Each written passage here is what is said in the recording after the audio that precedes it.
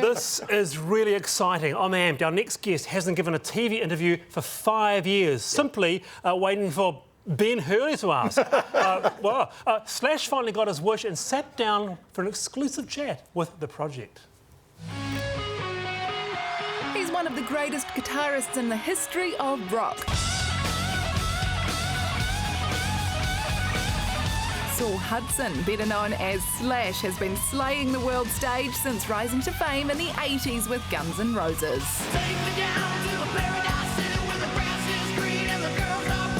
In 2010, Slash released his debut solo album. He's since followed that up with another 3 albums with Miles Kennedy and the Conspirators.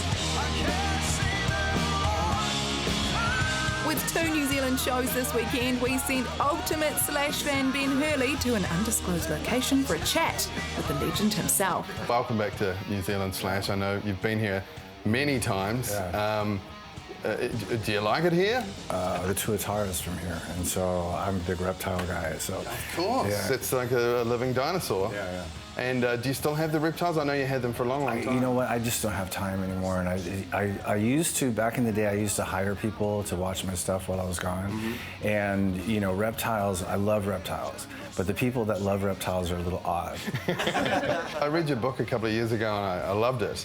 And I think my favourite part is all that stuff in the early 70s LA.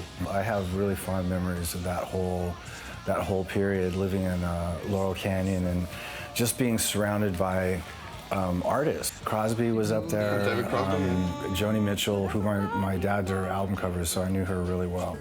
Linda Ronstadt. Zappa?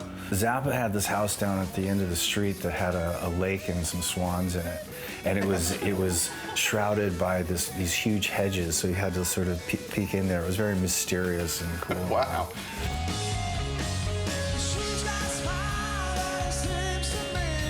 I've been hearing Miles' name. He was the one guy that, you know, I was doing Guns N' Roses and Velvet Revolver and Snake Pit and like stuff from my whole catalog. And he was the only person I could think of that had the diversity, you know, the range to be able to do all that material. What is the appeal now of touring?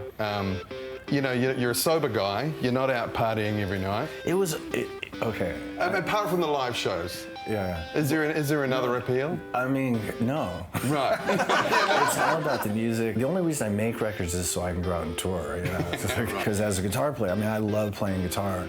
I don't love being in the studio. I don't love sitting around my house playing the guitar. I like playing live. So I dig that, but I'm sort of rare. There's not too many people that have been doing this as long as I have that actually enjoy it as much as I do.